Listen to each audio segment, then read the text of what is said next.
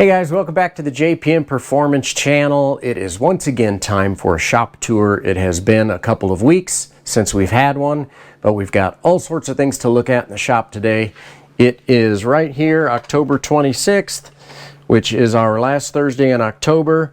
If you've been watching our shop tours, you know that we've got a big Halloween party coming up this weekend that we've been working on, so not really shop tour related, but always enjoy Halloween, and we have this party that's a ton of fun. So if you happen to be traveling through Topeka this weekend, stop on by Saturday night. You'll find it. So, all right, shop tour time. Like I said, it's been a couple weeks, so I've got lots and lots of stuff going on. What we've got going on here is another Production Miata build. You can see we've got steel main caps, billet crank, forged rods, and obviously, of course, forged pistons. You can see them right down in there.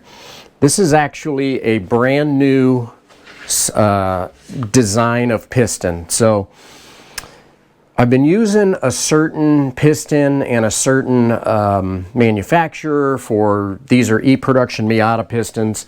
As a matter of fact, this is a brand new engine going into Matt Reynolds' Production Miata that they are going to be reselling. The car was up for sale last year, I know, and nobody purchased it.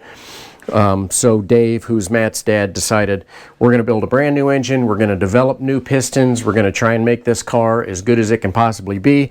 Personally, I hope that they decide to just keep the car and come back out in production next year. That has not been confirmed to me or denied. That's not what I'm saying is happening. I'm just saying I wish that they would. But something that we had talked about in the past, this is the chamber mold that we did for the Production pistons when we first redesigned the Production Miata pistons. I went ahead and did a chamber mold for the Production Miata as well. So you can see that they're somewhat similar looking. Kind of gives you an idea of the difference in bore size on these things. That is your bore.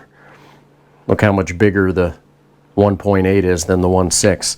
But these are our chamber molds, and why the reason that we use chamber molds, as you can see here, is we've got our intake valves and our exhaust valves, and this tells the piston manufacturer exactly in the cylinder head where the valves lie. And that is important so that we can utilize our squish clearance to make more horsepower and not make the valve pocket so big that we're just wasting room and end up running a bigger pop-up piston. So everything's going together really well, looking really, really good. Super excited about getting this done, back in the car and back on the dyno.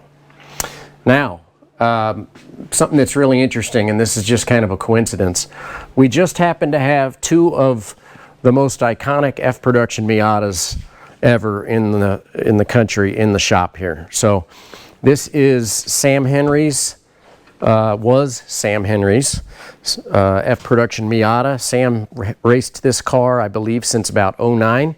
Was very successful with it, has been on the podium at the runoffs with it, and sold it to a guy out of Arizona. And so the car is here to get a new transmission and differential installed by me, and of course, I also get to see what it was Sam's been doing all these years a little bit. Sam, if you're watching, I appreciate it. But so far, everything looks pretty straightforward. Never have really gotten to dig into this car, but everything looks pretty straightforward. So we're going to get some new components made and get that back going. And in the meantime, we also have Eric Prill's old car. So this is Bill Verdine's car now. We are also going to be doing a transmission and differential change in this car as well to make it more comfortable for Bill to drive, and hopefully he can have some more success with it and go faster and faster. Obviously, it's an amazing car, and we just need to make it more comfortable for Bill. One car build doesn't necessarily work for every driver. Yeah, maybe a Lewis Hamilton style race car driver could make any car work for at any time and anywhere. Well, most of us don't get the paycheck that Lewis Hamilton gets either. So in club racing, it's very important to make the car comfortable for the driver. And so just because you buy a really good car doesn't mean that we don't need to tweak it ever so slightly and make it, very particular for you. So we're going to be working on that for Bill. over the next month or so. In the meantime, this is Brian Laughlin's old car, and then we got it for Bob Shader. We ended up putting in a new seat and new belts and cleaned the car all out. Did this beautiful new wrap, and Bob took it to the track and has decided that at 80 years old, he actually should be retired from racing.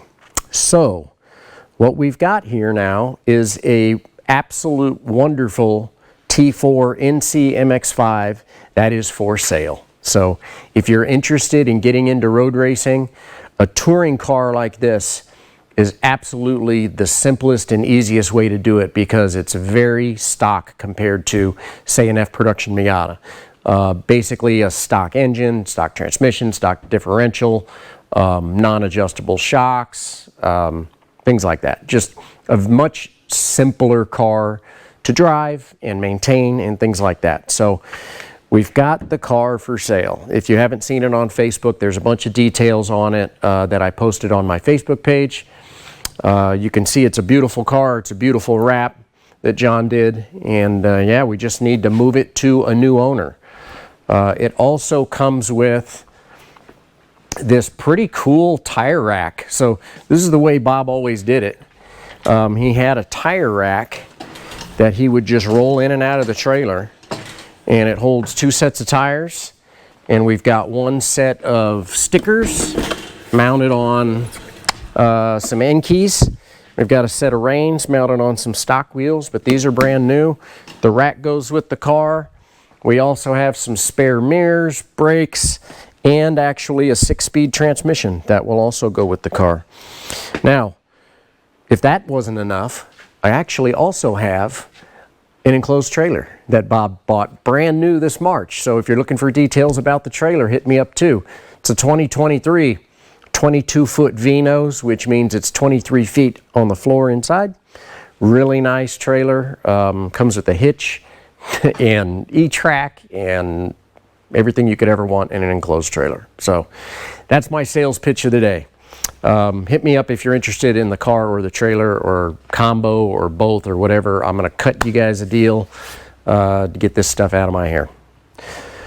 Mazda 2 updates. Okay, so it's been a couple weeks since we've looked at the Mazda 2. You can see that I've got the radio mounted where I want it. The reason I've got it mounted there is this cable. Remember we were talking about how to not coil up this antenna cable? This antenna cable is perfect right here. It's going to bolt right onto there. I can actually, with my belts not all the way tightened down, I can reach the volume knob right here. So that's actually going to work out really well, and I can see what channel I'm on. I think that's a great location for that. You can see I used these roll bar mirror brackets in place of kind of the stock bracket that these radios come with. So that's worked out really well. And from that side, you can also see that I've been running all of my wires for the new SmartyCam. So I found these little roll bar mounts. For those of you guys that I haven't talked to about this car got built with 1 5/8" roll cage mounts, or a roll bar diameter. It's not that easy to find 1 5/8" mounting tabs for anything. So I found these. I actually made these bars custom to mount the SmartyCam dual here. And you can see I've got my 2 cables coming from the back for the 2 cameras that I've got mounted in their respective places. So these will plug into the bottom. I've got a whole mess of wiring that I'm working on here, and actually remounted the Motec so it doesn't have just a zip tie holding it in. These are the kind of things that just kind of annoy me when it comes to the cleanliness of the inside of your car. So I've basically just been chipping away at this stuff, guys, and that's the way we do it. You know, just like we always say, a little bit every day, and next thing you know, race season will be here and your race car will be completed. And that's my philosophy, whether it's, I know I like to say 15 minutes a day, but it doesn't matter. If it's 15 minutes a day, if it's 5 minutes a day, if it's a half an hour a day. Just don't let your race car sit over the winter. We're coming into the end of October.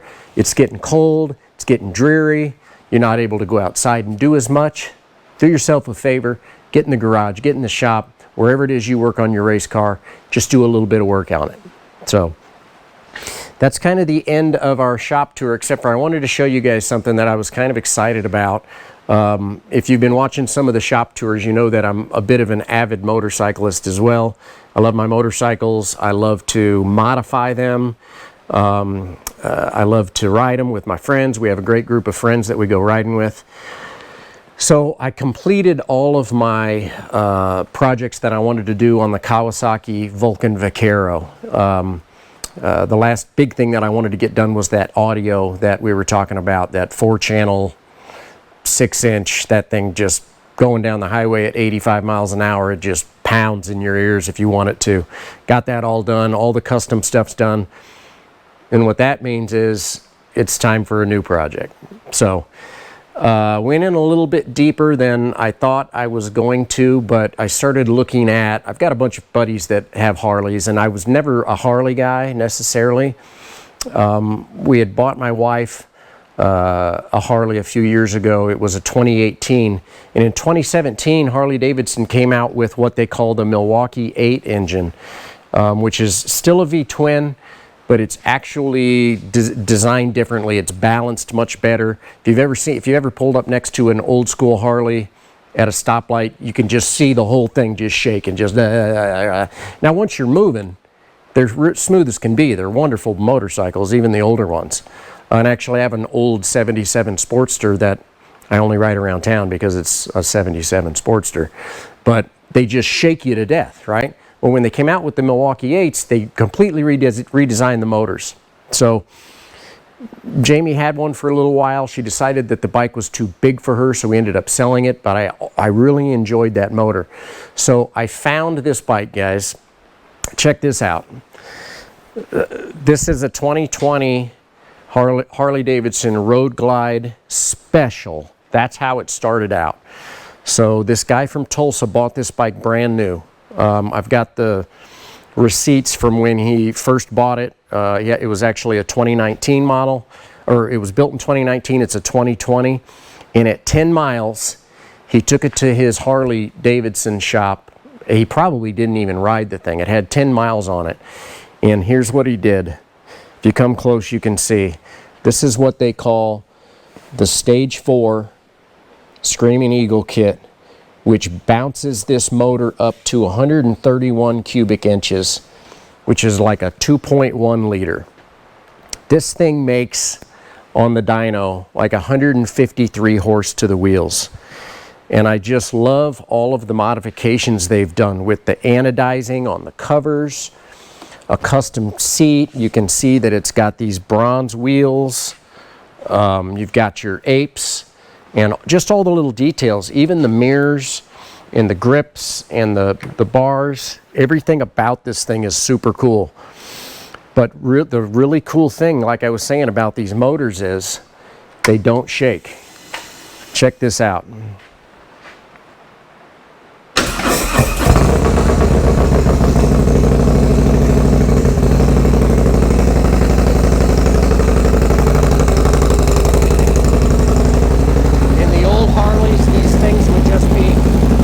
Like this. I can put my hand on this. You can see it's not really shaking at all. And that's a V-twin 2.1 liter big bore Stage 4 Harley. And it is loud. I love it. What can I say? I've always kind of wanted to have a bike like this, and now I've got it. And I love the color. It's got an amazing stereo system with the boom system front and rear. I know this is kind of not really a shop tour item, but when I run into something that I think is super, super cool, I like to share it with you guys. So I'm betting some of you guys have Harleys, and I'm betting some of you know what this motor is. This is basically the biggest engine that Harley will put in a bike like this. And they actually just changed the cylinders. It's got a billet forged cylinder head that's CNC ported, and the pistons in it are like this big because there's only 2 of them, and it's a 2.1 liter. Think about that. So big bore, Really cool. You can run it to 6,000 RPMs, makes a ton of power. Unfortunately, we are having rain all week in Topeka, and so the weather's nasty. I can't ride it, but I still think it's pretty cool. So anyway, that's the end of our shop tour, guys. Oh, while we're over here, actually Perry and Steven Simons are coming up for the Halloween party this week, and I think they might get the furthest distance award. I know Steve and Sarah Smizak are coming as well from Milwaukee. What's further, Milwaukee or Houston? John, do you know? I am betting that Houston is a little bit further. So they're getting the long distance award this weekend. But what I've got here is I've got Steven's transmission all ready to go. You saw that it was sitting on the bench a couple weeks ago. That's all completely installed, put together, ready to go back into his car, fixed all the issues that I showed you a few weeks ago. And then I've got a new differential for Perry with a different ring and pinion ratio with his OS Geiken ready to go back into his Production Miata as well. So that kind of gives us a full circle coming all the way around, showing you what's in the shop, guys. So that's what we got. I appreciate you watching. I know this is a bit of a long shop tour, but I hope you enjoyed it. And as always, hit me up with questions, comments, whatever. I don't mind.